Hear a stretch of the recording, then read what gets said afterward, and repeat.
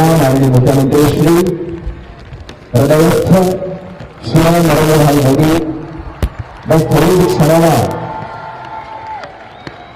લાલન પ્રદેશના મેદાનમાંથી 67મા સ્વાતંત્ર્ય દિવસની આ ખુશનુમા સવારે વરુણ દેવતાના રીઝવતા જીવને ભૂલો વચ્ચે રાષ્ટ્રવંદના કરાવશે રાષ્ટ્રદૂત લહેરાવીને અને આપણે સૌ રાષ્ટ્રગીતના માન સન્માન અર્થે પોતપોતાના સ્થળે સાવધાનીનું ગાયન કરીશું.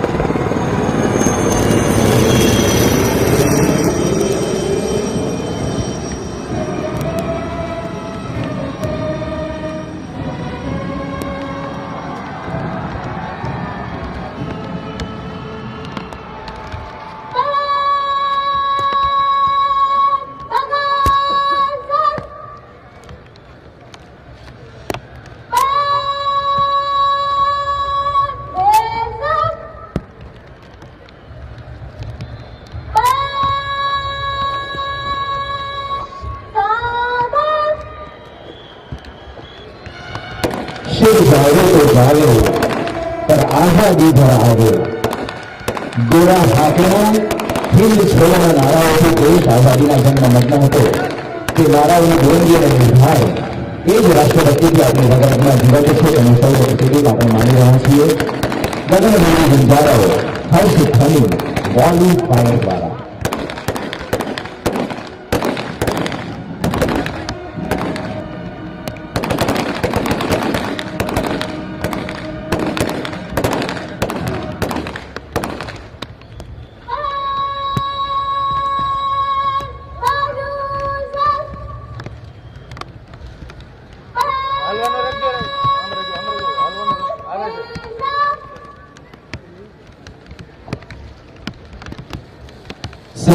स्वातंत्र दिनના આ રાષ્ટ્રીય પર્વે भारत माता की, भारत माता की। आजादी के इस पावन पर्व पर मैं सभी देशवासियों को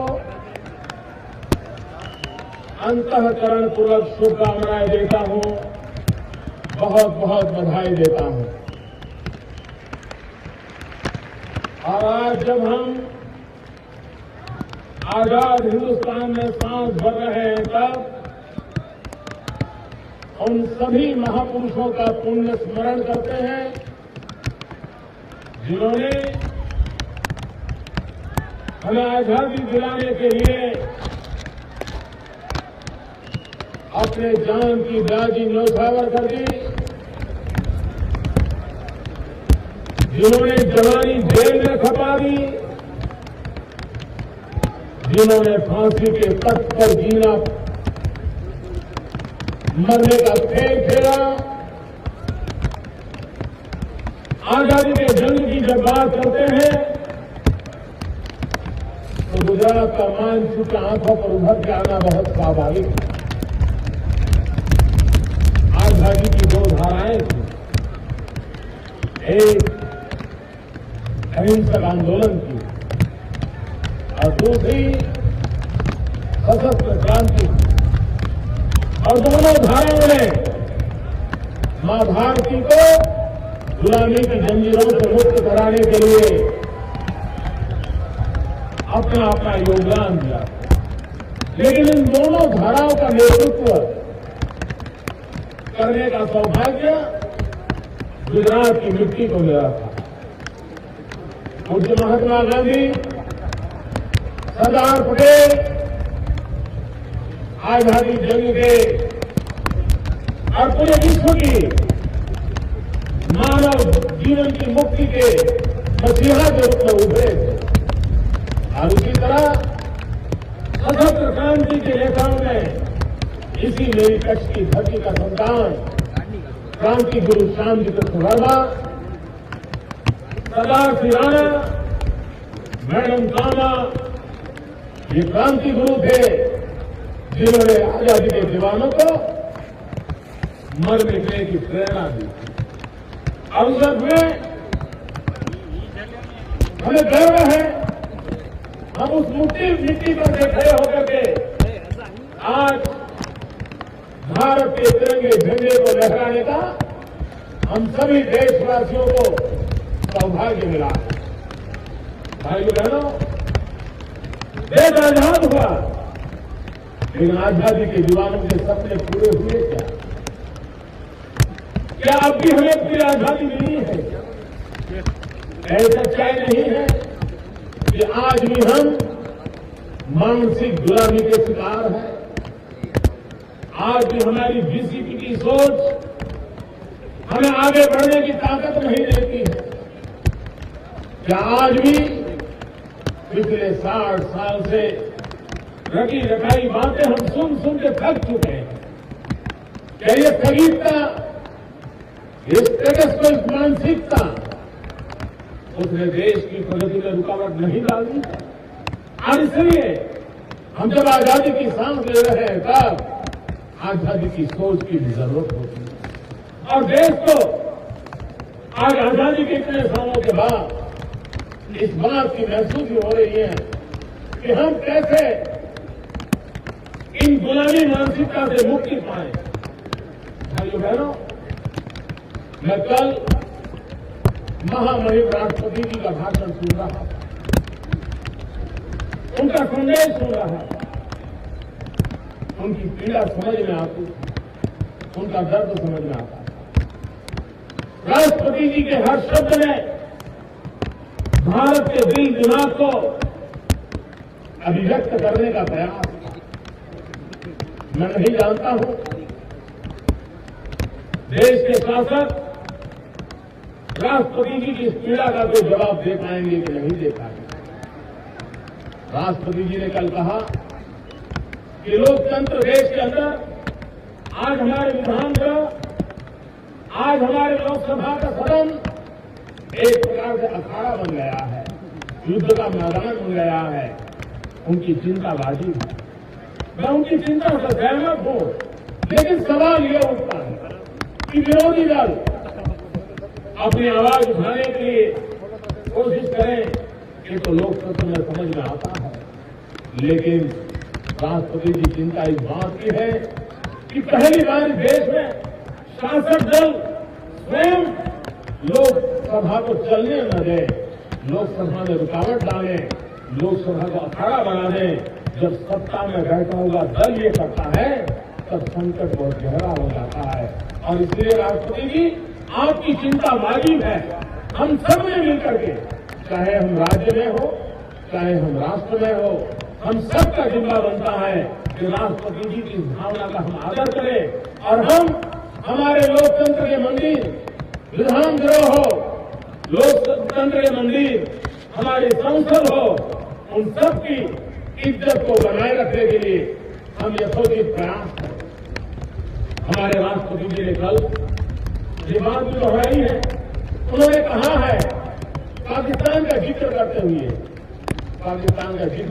राष्ट्रपति जी ने कहा कि सहन शक्ति की भी सीमा होगी।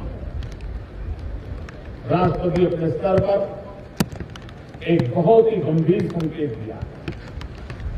मैं आशा करता था कि आज प्रधानमंत्री जी लाल किले से राष्ट्रपति जी ने ये जो चिंता व्यक्त की है उसका सही प्रतिसाद देते, लेकिन पता नहीं क्यों आज प्रधानमंत्री जी से ये बात सुनने को न मिली। मैं ये तो मानता हूं कि इंटरनेशनल रिलेशन को देखते हुए,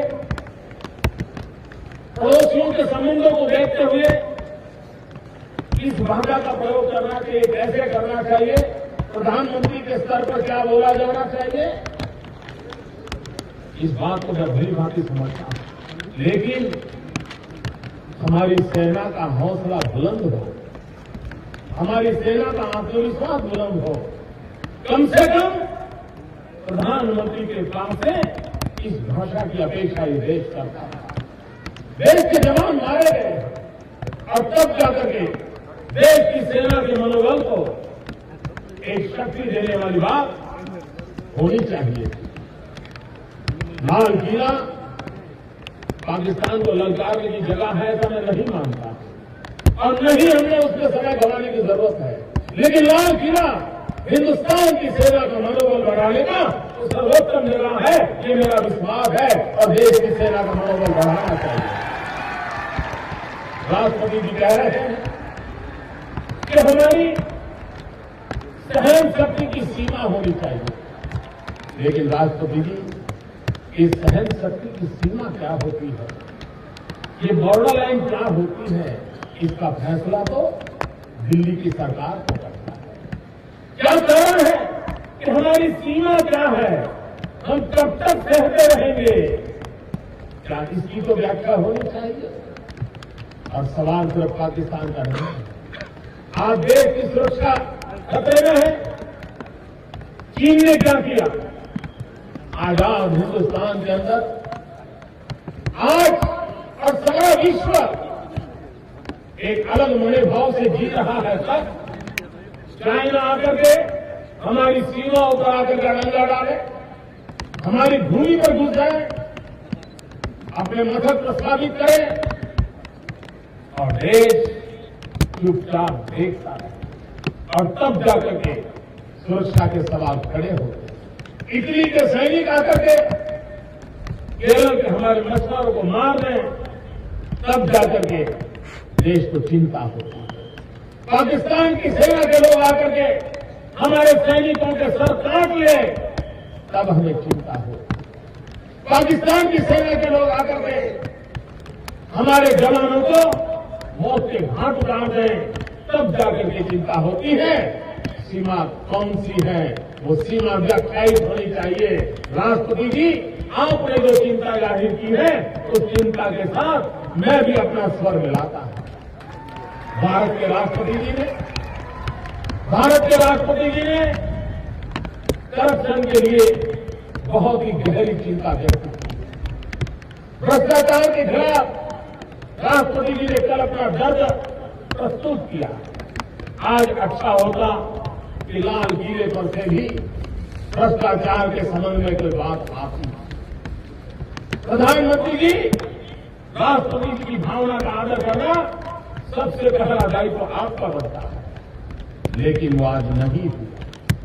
भ्रष्टाचार के खिलाफ जंग क्यों नहीं छेड़ सकते? और भाइयों बहनों, भ्रष्टाचार का मूल कहां से शुरू होता है? क्या उसका जवाब देश को नहीं चाहिए? क्या देश की जनता वो जवाब नहीं मांगेगी? मैं राजनीतिक भाषा नहीं बोलना चाहता हूं, लेकिन मैं कहना चाहता हूं कि देश के सामने मूलभूत इश्यू है, देश का दर्द है, देश की पीड़ा है। और जब भ्रष्टाचार की बात होती थी तो पुराने जमाने जो बातें होते होते कैसे बदलाव आया है। जैसे हिंदी फिल्मों में, टीवी सीरियलों में नए नए प्रकार की सीरियल आती है, वैसे भ्रष्टाचार को उद्घोषित करने वाली पुराने जमाने में हर लोगों की जुबान पर एक सीरियल चलती थी और शब्द प्रयोग होता था भाई भतीजावाद। भ्रष्टाचार के मूल में भाई भतीजावाद, ये सीरियल के शब्द हुआ करते। दिन बीते बीते उसमें थोड़ा बदलाव आया और नई सीरियल आई मामा भांजा की, मामा भांजे की सीरियल आई भ्रष्टाचार में। और अब आगे बढ़ते बढ़ते सास बहू और दामाद की सीरियल शुरू हुई। और इसलिए भाइयों, ये भ्रष्टाचार का खेल चल रहा है। उस खेल के संबंध में राष्ट्रपति जी ने जो चिंता जताई है, प्रधानमंत्री जी लाल किले से आज देश सुनना चाहता था कि भ्रष्टाचार से हमारा देश बर्बाद हो रहा है, तबाह हो रहा है और शासन में बैठे हुए लोग, उनके परिवारजन बुरी तरह इसमें लिप्त पाए जा रहे हैं। भारत की सुप्रीम कोर्ट जब तक लाल आंख न करे तब तक इस विषय पर मुंह पे ताले लगा करके सारी देश की व्यवस्थाएं चलाई जा रही है। इसलिए भाइयों बहनों, राष्ट्रपति जी का कल का भाषण हम सबके लिए एक चिंतन का भी विषय है, चिंता का भी विषय है और चिंता की शुरुआत ऊपर से होनी चाहिए। मैं आज प्रातः भारत के प्रधानमंत्री का भाषण सुन रहा था। मैं इसलिए सुन रहा था कि आजादी के पावन पर्व पर मेरे जैसे कार्यकर्ताओं को वहां से एक नई प्रेरणा मिले, एक नया संदेश मिले, ताकि हमारा भी काम करने का जज्बा थोड़ा बढ़ जाए, हमें भी देश के लिए दौड़ने की हिम्मत आ जाए, हम भी अपने राज्य में इतना अच्छा करें ताकि हमारा देश मजबूत हो। और हमारा तो मंत्र यही रहा है, हमारा गुजरात का मंत्र यही रहा है, भारत के विकास के लिए गुजरात का विकास। हम देश की भलाई के लिए गुजरात के जिम्मे जो भी आए वो पूरा करना चाहते हैं और ये दायित्व हम सबको निभाना चाहिए। ये हमारा कर्तव्य है, ये उपकार नहीं है, ये एहसान नहीं है, ये हमारा कर्तव्य है। और उस कर्तव्य को हम निभाने के लिए हम चाहते थे कि आज प्रधानमंत्री जी के लाल किले के भाषण से हमें कोई अच्छा संदेश हो, लेकिन मैं बहुत निराश हुआ, बहुत निराश हुआ। और सिर्फ मैं नहीं, पूरा हिंदुस्तान निराश हुआ। प्रधानमंत्री जी, आप इस देश के प्रधानमंत्री, सभी सरकारों ने किए हुए काम, उसी के कारण देश आज यहां पहुंचा। लेकिन ये बड़े दुख की बात है कि प्रधानमंत्री जी लाल किले पर से अपने भाषण में आप सिर्फ एक परिवार का स्मरण करते हो। क्या अच्छा नहीं होता प्रधानमंत्री जी कि आज आप भारत को एक करने वाले सरदार वल्लभ भाई पटेल को भी याद करते लाल किले से? क्या अच्छा नहीं होता कि देश की एकता का एक सबल संदेश चला जाता?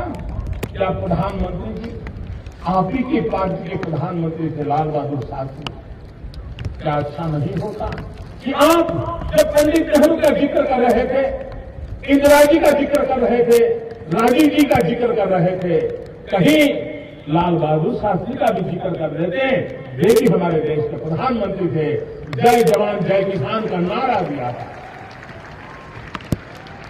जय जवान जय किसान का नारा दिया था, हिंदुस्तान के किसानों को प्रेरणा दी थी। और जो हिंदुस्तान आजादी के बाद भी विदेशों से अन्न मांग करके हमारे देश का पेट भरता था, वो देश को पेट भर अन्न पैदा करने के लिए किसानों को प्रेरित करने का काम श्रद्धेय लाल बहादुर शास्त्री जी ने किया था। स्मरण करना चाहिए था। इसमें राजनीति या परिवारवाद नहीं होना चाहिए, लेकिन प्रधानमंत्री जी आपने ऐसा क्यों किया? मैं ये तो समझता हूं कि आप अटल जी को याद न करें, आपकी मर्यादा में समझता हूं, लेकिन आप लाल बहादुर शास्त्री को याद न करें, ये बात हमारे गले में भी उतरती है। सरदार पटेल जिन्होंने जीवन भर कांग्रेस के लिए अपना जीवन खपाया था, उनको याद न करें, तब जाकर के दिल को चोट पहुंचती है। प्रधानमंत्री जी, कल नौसेना की जो दुर्घटना घटी, उसकी पीड़ा हम सबको। उत्तराखंड में यात्रियों की सेवा करते करते जान की बाजी लगाने वाले हमारे शहीदों पर हमें नाज है, उन सेना के जवानों के प्रति हमें नाज है। लेकिन जब आप उत्तराखंड की चर्चा कर रहे थे, आपने बहुत बड़ी मात्रा में कहा कि दिल्ली सरकार ने क्या किया, कैसे किया, किस प्रकार से कर रहे हैं। आप देश के प्रधानमंत्री हैं प्रधानमंत्री जी, आप लाल किले से बोल रहे हैं, सारा हिंदुस्तान सुन रहा है। आप कम से कम इस देश के 125 करोड़ नागरिकों का भी जिक्र करते जो उत्तराखंड के पीड़ितों के साथ थे। हर एक ने अपनी बुद्धि, शक्ति, क्षमता के अनुसार हर देशवासी ने उत्तराखंड की मदद करने का प्रयास किया था। कभी उनका भी तो जिक्र करना चाहिए था। इतना ही नहीं, हिंदुस्तान की सभी सरकारें, मैं गुजरात की बात नहीं कर रहा, हिंदुस्तान की सभी सरकारें, चाहे केरल हो, तमिलनाडु हो, नॉर्थ ईस्ट हो, सभी सरकारों ने उत्तराखंड की मदद के लिए अपनी शक्ति जमाने की कोशिश की। प्रधानमंत्री जी, आप पीड़ा के दर्द की बात करते समय अच्छा होता उनका भी स्मरण कर देते, उनको भी थोड़ा दो शब्दों में याद कर देते, तो भारत की शक्ति का लोगों को कैसे होता, एहसास होता, अपनापन का भाव पैदा होता। लेकिन प्रधानमंत्री जी, आप एक परिवार की भक्ति में इतने डूब गए कि आप देश के इतने बड़े विशाल फलक को पहचानने में नाकाम हो गए हो और उसके कारण देश को चिंता हो रही है। मैं हैरान हूं, सबसे अधिक समय झंडा फहराने वाले लोगों में अब आपका नाम भी दर्ज हो गया, लेकिन उसके बाद भी आप लाल किले पर से वही बोल रहे हो जो पंडित नेहरू ने पहले भाषण में बोला था। पंडित नेहरू ने जिन मुसीबतों को पहले भाषण में गिनाया था, उन्हीं मुसीबतों को आपने भी गिनाया। तो सवाल ये उठता है कि 60 साल आपने क्या किया, 60 साल क्या किया, देश पूछना था। अगर वैसी की वैसी मुसीबतें धरी की धरी रह गई तो फिर आप लोगों ने देश को क्या दिया। भाइयों बहनों, आज मैं बहुत दुखी होकर के बोल रहा हूं और हिंदुस्तान के आखिरी छोर पर अकाल पीड़ित मरुभूमि कच्छ की सीमा पर से बोल रहा हूं, जिससे मेरी आवाज पाकिस्तान को तो पहले सुनाई देती है, दिल्ली को बाद में सुनाई देती है। मैं पाकिस्तान की सीमा पर से बोल रहा हूं। प्रधानमंत्री जी, आपने देश की आर्थिक स्थिति में भी नरसिम्हा राव के समय का जिक्र किया, लेकिन क्या प्रधानमंत्री जी, आज रुपया जिस प्रकार से गिर रहा है, रुपया की कीमत तबाही के कगार पर आके खड़ी है, इसके लिए कौन जिम्मेदार है? मान लो आज के अवसर पर जिम्मेवारी तय न भी करें, लेकिन कम से कम देश को आप बताते कि रुपया ताकतवर कैसे बनेगा, कौन से आर्थिक कदम उठाए जाएंगे।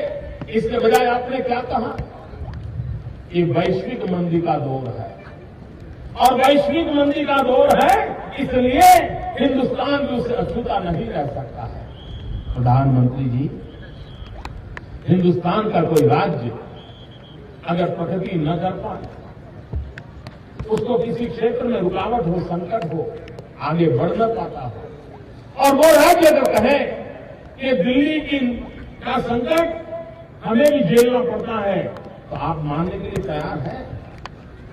राज्यों की जैसे हिंदुस्तान की विकास यात्रा में रुकावट, वैश्विक मंदी अगर आपको कारण लगता है, तो हिंदुस्तान के राज्यों की विकास की यात्रा के रुकावट में भी आपकी नीतियां जिम्मेवार है। भाइयों बहनों, देश परेशान, फूड सिक्योरिटी बिल की चाल चर्चा कर रहे हैं प्रधानमंत्री जी। मैंने आपको चिट्ठी लिखी है, काश अच्छा होता आज देश को आप अपना व्यू पॉइंट समझाते। मैंने प्रधानमंत्री को चिट्ठी लिखी है कि फूड सिक्योरिटी बिल में बहुत कमियां हैं, उसको सुधार करने की आवश्यकता है। हमने बिल का विरोध नहीं किया, गरीब की थाली में रोटी जाए ये हमारे लिए भी उतना ही महत्वपूर्ण है, लेकिन उसकी जो कमियां हैं, उस कमियों को दूर करने का आपका दायित्व होता है। आप उसकी चर्चा करने को तैयार नहीं हो। गरीब की थाली में रोटी परसने के बजाय दिल्ली की सरकार में बैठे हुए लोग खाली थाली में, गरीब की खाली थाली में नमक छिड़कते जा रहे हैं, एसिड छिड़कते जा रहे हैं। कोई कहता है 5 रुपये में खाना मिल जाता है, कोई कहता है 12 रुपये में खाना मिल जाता है, और इतने विश्वास के साथ बोल रहे हैं कि बस वही घर के बाहर निकलते ही मिल जाएगा। और प्रधानमंत्री जी, हमने आपको सवाल पूछा कि आपके फूड सिक्योरिटी बिल के कारण जो आज हिंदुस्तान के अंदर अंत्योदय अन्न योजना के कारण सबसे गरीबों को जो लाभ मिल रहा है, क्या उसमें कोई नया फायदा होने वाला है? भाइयों बहनों, मैं बताता हूं, आज पूरा हिंदुस्तान, सभी राज्य अपनी तिजोरी से 2 रुपये किलो गेहूं, 3 रुपये किलो चावल सभी राज्यों में गरीबों को देती है, सब सरकारें देती है। तो आपका कानून क्या नया लेके आया? इतना ही नहीं, अंत्योदय अन्न योजना में आपका कानून किसी भी प्रकार से न संख्या में वृद्धि करता है, न जत्थे में वृद्धि करता है, न उसकी कीमत में कटौती करता है। और फिर आप कहते हैं गरीब के लिए फूड सिक्योरिटी लाए। इतना ही नहीं, बीपीएल परिवार, आपने बीपीएल परिवार में जो नियम लागू किया है, ये तो सामान्य समझ का विषय है। मेरे देशवासी सुन रहे हैं लालन कॉलेज के इस मैदान को, हिंदुस्तान की सीमा पर खड़े हुए जिले को सुन रहा है देश। और मैं कहना चाहता हूं, सामान्य नियम यह है कि जब आप किसी भी योजना को लागू करते हैं तो लाभार्थियों के पैरामीटर तय होते हैं। इसलिए लाभार्थी कौन होता है उसका, उसके आधार तय होते हैं। उसके बाद सर्वे होता है, सर्वे होने के बाद संख्या तय होती है, संख्या के अनुपात में व्यवस्थाएं खड़ी की जाती हैं, बजट बनाया जाता है। ये पहली बार देश में हुआ कि आपने दिल्ली में बैठ करके तय कर दिया कि उस राज्य को इतने करोड़ लोगों को लाभ मिलेगा, उस राज्य को इतने लाख लोगों को लाभ मिलेगा, उस राज्य को इतनों को लाभ मिलेगा। अब उनको कहा जा रहा है हमने जो संख्या तय की है उसके नीचे किसको मिले वो आप खोजो। हिंदुस्तान का एक राज्य एक तरीके से खोजेगा, दूसरा राज्य दूसरे तरीके से खोजेगा। समानता का जो हक मिला है संविधान में, उसी को आपने नकार दिया है। और मुझे चिंता है कहीं ये फूड सिक्योरिटी बिल कानूनी दायरे में फंस जाए और गरीब के फंसाई में से फिर एक बार संकट पैदा हो जाए, ऐसा आप काम कर रहे हैं। इतना ही नहीं भाइयों बहनों, आपको हैरानी होगी, आज गुजरात में बीपीएल परिवार को 35 किलो अन्न मिलता है, फूड सिक्योरिटी के बाद वो 35 का 25 हो जाएगा।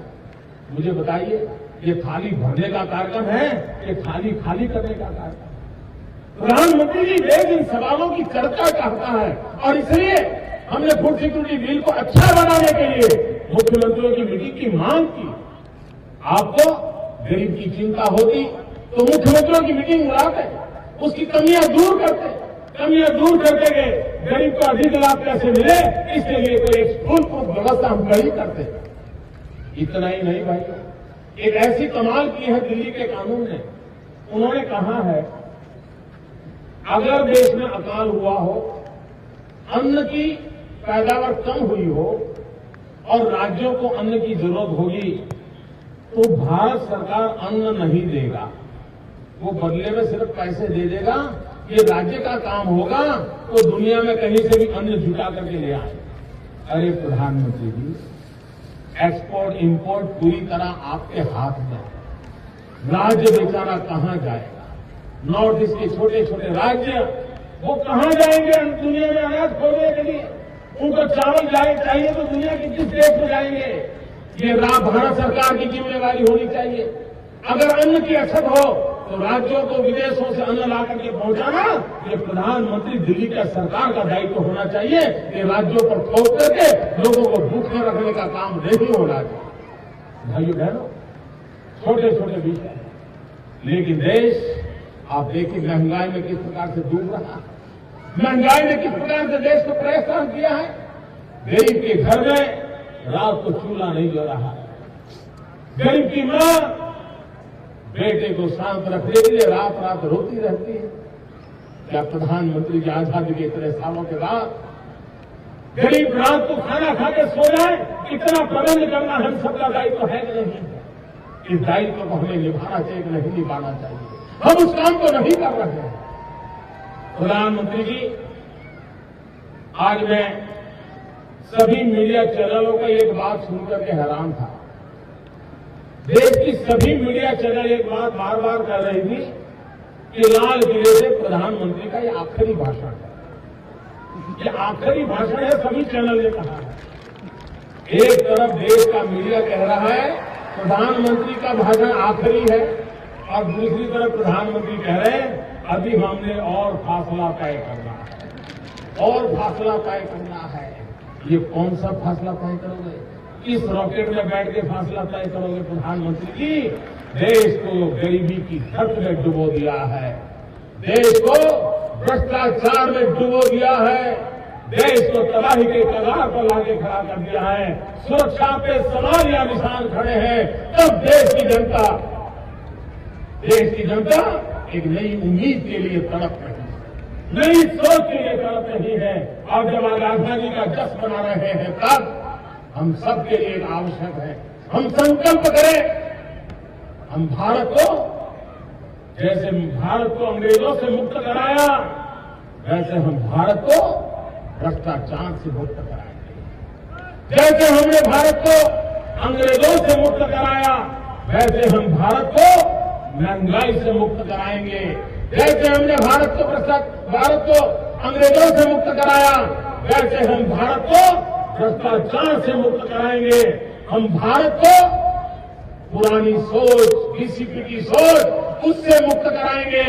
हम भारत को अविश्वास के इस वायुमंडल से मुक्त कराएंगे। हम एक विश्वास का सेतु पैदा करेंगे। देश का भरोसा टूट चुका है, जन जन का भरोसा टूट चुका है। उस जन जन के भरोसे को फिर से एक बार जगाने के लिए देश की जनता को भरोसा पैदा हो, ऐसे कुछ ठोस कदम उठाए। भाइयों बहनों, देश को भाई भतीजेवाद से मुक्ति चाहिए, देश को शासकों के अहंकार से मुक्ति चाहिए, देश को परिवारवाद से मुक्ति चाहिए, देश को असुरक्षा की भावना से मुक्ति चाहिए, देश को अशिक्षा और अंधश्रद्धा से मुक्ति चाहिए। और उसी लिए हम सबने मिलकर के इन फासलों को तेजी से दूर करना है। ये फासले शायद जनता को नए फैसले लेने के लिए मजबूर करने वाले हैं। देश की जनता नए फैसले करने के लिए मजबूर हो जाएगी, क्योंकि इन फासलों की बातों में अब उसका भरोसा नहीं रहा। भाइयों बहनों, आज गुजरात ने विकास की यात्रा में कदम उठाए। हमने कभी ये नहीं कहा है कि आज जो गुजरात जहां पहुंचा है वो सिर्फ मोदी सरकार के कारण पहुंचा है, ये हमने कभी नहीं कहा है। हमने दमके की चोट पर एक बार नहीं 1000 बार कहा है कि गुजरात आज जहां पहुंचा है उसमें मेरे 6.5 करोड़ गुजरातियों का सबसे बड़ा योगदान है। गुजरात आज जहां पहुंचा है उसमें गुजरात में अब तक काम करने वाली सभी सरकारों का योगदान है। गुजरात आज जहां तक पहुंचा है गुजरात के सभी मुख्यमंत्रियों का योगदान है। ये सबकी मिली जुली ताकत का परिणाम है कि आज हम यहां पहुंचे हैं। लेकिन हमने गति बढ़ाई है, हमने दिशा तय की है, हमने लक्ष्य तय किए हैं, हमने परिणाम के विषय में बड़ी कठोरता से मानदंड तय किए हैं। और उसी का परिणाम है कि आज देश में सबसे कम बेरोजगार अगर किसी राज्य में है तो भारत सरकार की खुद की डिपार्टमेंट की सोच कहती है कि हिंदुस्तान में सबसे कम बेरोजगार किसी राज्य में है तो उस राज्य का नाम गुजरात है। प्रधानमंत्री जी, आपकी सरकार ने कई अवार्ड दिए हैं, स्वयं प्रधानमंत्री जी आपने अवार्ड दिया। मैं प्रधानमंत्री जी से कहना चाहता हूं, क्या कारण है कि सर्वाधिक अवार्ड हिंदुस्तान में उन सरकारों को मिल रहे हैं जिन सरकारें हमारे आपके दल को पसंद नहीं, चाहे मध्य प्रदेश की सरकार हो, चाहे छत्तीसगढ़ की सरकार हो, पिछले दिनों जो सरकार अभी चुनाव में हार गई वो कर्नाटक की सरकार हो, चाहे शिक्षा क्षेत्र में हिमाचल की सरकार हो, और गुजरात का तो नाम हर बार आता है। और इसलिए मैं कहना चाहता हूं, प्रधानमंत्री जी, आज देश के आखिरी छोर में बैठे हुए व्यक्ति को हमारी योजनाओं का लाभ कैसे मिले, इस पर गंभीरता से सोचने की आवश्यकता है। इस देश में श्रीमती इंदिरा गांधी जी के जमाने से गरीबों की सहायता के लिए पेन प्रोग्राम चलता है, 20 बुद्धा का कार्यक्रम चलता है और भारत सरकार उसका मॉनिटरिंग करती है। और पहले हर 6 महीने में इसका रिपोर्ट निकलता था। इस राज्य ने गरीबों की भलाई के लिए कितना परफॉर्मेंस किया, इसका सारा खाका निकलता था और देश के सामने रखा जाता था। लेकिन जब मैंने इस खाके का अभ्यास किया तो ध्यान में आया कि कांग्रेस और कांग्रेस के मित्र राज्यों की सरकारें श्रीमती इंदिरा गांधी के गरीबी के भलाई के 20 पॉइंट के कार्यक्रम को लागू करने में विफल रही और सिर्फ भारतीय जनता पार्टी और उसके साथी दलों के द्वारा चली हुई सरकारें 20 मुद्दों के अमलीकरण में, गरीबों की भलाई के लिए जो काम करना चाहिए उस काम में आज हिंदुस्तान में सबसे अधिक सफल काम किया है। पहले 1 से 5 में बड़ी सरकारें आती है, प्रधानमंत्री जी आप जिनको प्रेम करते हैं वो सरकारें उसमें नहीं आती। और जब ये बात ध्यान में आई तो आपने सुधार करने का रास्ता नहीं खोजा, गलतियां कम करने का रास्ता नहीं खोजा। आपने क्या सोचा? आपने ये सोचा कि अब इसका मॉनिटरिंग नहीं होगा, अब इसका खाका घोषित नहीं किया जाएगा और ये रैंक नहीं दिए जाएंगे क्योंकि छुपाया जाएगा। अगर देश को पता चल जाए कि गरीबों की भलाई के लिए काम करने वाली सरकारें और है और गरीबों की भलाई में उदासीनता रखने वाली सरकारें और है तो आपके लिए संकट पैदा होगा। इसलिए आपने नियम बदल दिए। खेल के मैदान में आने के बाद खेल के नियम बदल देते हो। प्रधानमंत्री जी आज तो देश की मांग है, आओ हम स्पर्धा करें, हम स्पर्धा करें। प्रधानमंत्री जी देश जब तिरंगा झंडा लहरा रहा है तब आपकी एक ब्रिगेड सिर्फ कंप्यूटर पर जाके बैठी, तिरंगे झंडे को सलाम करने के लिए उनको समय नहीं है, वंदे मातरम जनगण मन गाने के लिए समय नहीं है, लेकिन वो कंप्यूटर बैठ करके मोदी को गालियां कैसे दी जाए इसी में व्यस्त है। अरे कम से कम आजादी के पर्व पर तो तिरंगे झंडे के सामने सब झुका देते हैं। कम से कम आज वंदे मातरम जनगण मन का गान करके एक नई प्रेरणा लेकर के चलते, लेकिन उनके लिए मोदी से बाहर कोई दुनिया ही नहीं, उनकी दुनिया मोदी में सिमट गई और इसलिए पीड़ा हो। प्रधानमंत्री जी मैं आह्वान करता हूं, आइए, इतना बड़ा हिंदुस्तान का कारोबार आपके पास है, हम एक छोटे से राज्य का कारोबार चलाते हैं। आइए गुजरात और दिल्ली की स्पर्धा हो जाए, विकास की स्पर्धा हो। आप विकास के क्षेत्र में क्या कर रहे हैं, हम विकास के क्षेत्र में क्या कर रहे हैं। हमारी कमियां भी बाहर आए, आपकी अच्छाइयां भले बाहर आए, लेकिन देश में तंदुरुस्त माहौल बनेगा, विकास की चर्चा होगी। कौन राज्य पीछे रह गया, कौन इलाका पीछे रह गया, उस पर हमारा ध्यान केंद्रित होगा। आज आजादी के इतने वर्षों के बाद सबसे अधिक अगर स्पर्धा करने की आवश्यकता है तो स्पर्धा करने की आवश्यकता है। हमारी नजरें प्रक्रिया बदलनी पड़ती है। कभी कभी तो मैं कहता हूं हिंदू परंपरा में अगर कोई व्यक्ति 4 धाम की यात्रा करता है तो उसे मोक्ष मिल जाता है, उसे मोक्ष मिल जाता है। लेकिन सरकार का कारोबार ऐसा है कि फाइल बिचारी 35, 40 यात्राओं धामों का यात्रा करें, 40 टेबल पे जाएं, उसके बाद भी उस फाइल का मोक्ष नहीं होता है। क्या हम व्यवस्थाएं नहीं बदल सकते? मैं ये नहीं कहता हूं कि मेरा सब तो रहा है, लेकिन हम करने का प्रयास कर रहे हैं, हम सही दिशा में जाने की कोशिश कर रहे हैं। और मुझे विश्वास है प्रधानमंत्री जी, कमियां हर व्यवस्था में होती हैं, लेकिन कमियां सोच में नहीं होनी चाहिए। कमियां हर काम में होती हैं, लेकिन कमियां इरादों में नहीं होनी चाहिए। प्रधानमंत्री जी गति किसी की कम हो सकती है, तेज हो सकती है, लक्ष्य नीचा नहीं होना चाहिए। और इसलिए ये देश का नौजवान तड़प रहा है, हिंदुस्तान का नौजवान बेरोजगार है। हम कई वर्षों से ढूंढ रहे हैं 21वीं सदी आ रही है, 21वीं सदी आ रही है, आ गई, पहला दशक चला गया, क्या हुआ? जब अटल बिहारी वाजपेयी लाल कृष्ण आडवाणी के शासन काल था, उस समय देश पूरे विश्व में हिंदुस्तानियों के मन में एक भाव जगा था कि अब देश चल पड़ा है, अब देश उठ खड़ा हुआ है। अब हम 21वीं सदी में नई ऊंचाइयों को पार करेंगे, ये विश्वास पैदा हुआ था। लेकिन 2004 के बाद वो विश्वास टूट गया। अब तो गड्ढे में से बाहर कैसे निकले, इसके लिए देश छटपटा रहा था। 10 साल के भीतर भीतर इतना बड़ा गड्ढा हो गया है कि देश कैसे बाहर निकले, ये चिंता का विषय हुआ। और तब जाकर के प्रधानमंत्री जी ये देश कहना चाहता था कि राष्ट्र को विकास की नई ऊंचाइयों पर ले जाने के लिए 125 करोड़ देशवासियों में जज्बा पैदा करना पड़ेगा। यह देश राज्यों के विकास के लिए देश विकास नहीं कर पाएगा।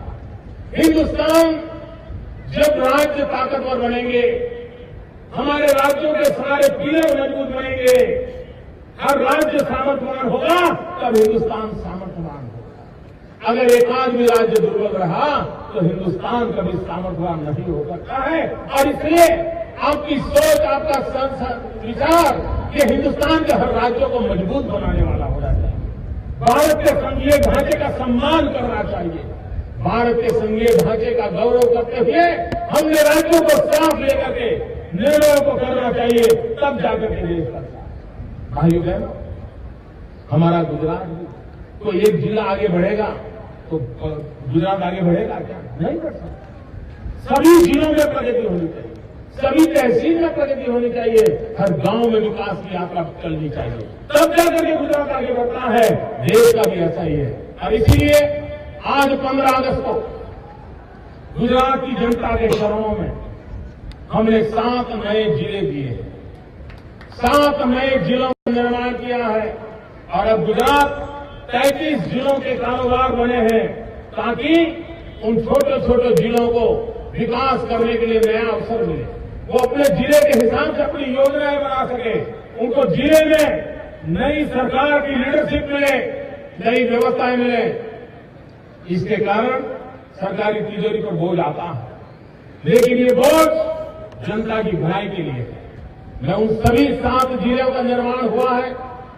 आज वहां नए कलेक्टरों की नियुक्ति कर दी है। नए कलेक्टरों ने आज वहां झंडा भी फहराने वाले हैं। मैं उन सभी 7 जिलों को आज 15 अगस्त के पावन पर्व पर बहुत बहुत शुभकामनाएं देता हूं। और ये भले नए जिले होंगे, लेकिन पुराने जिलों से भी तेज गति से आगे बढ़ जाएंगे, ऐसी मुझे पूरी श्रद्धा है, पूरा विश्वास है। भाइयों बहनों, हमने गरीबों की भलाई करनी है तो हमारे आदिवासियों की चिंता करनी होगी, समुद्र तट पर बैठे हुए हमारे मछुआरों की चिंता करनी होगी, बढ़ता हुआ शहरी रखना, हमारे शहरी गरीबों की भलाई की चिंता करनी होगी। और गरीबी के खिलाफ लड़ना है तो शिक्षा पे बल देना पड़ेगा, रोजगार पे बल देना पड़ेगा, स्वास्थ्य की चिंता करनी पड़ेगी। हम इन्हीं बातों को लेकर के आज चल रहे हैं। आज मैं कहना चाहता हूं, गुजरात ने जो विकास का मॉडल अपनाया है, उस विकास के मॉडल में 3 बातों पर हमने विशेष रूप से बल दिया है। हमने 1/3 कृषि क्षेत्र पर बल दिया है, 1/3 मैन्युफैक्चरिंग सेक्टर पर बल दिया है और 1/3 सेवा क्षेत्र पर बल दिया है। और हम एक संतुलित विकास के लिए, एक इंक्लूसिव ग्रोथ के लिए, समाज के हर तबके को जोड़ने के लिए जिस काम में आगे बढ़े हैं, उस काम को हम और आगे तेजी से बढ़ाना चाहते हैं।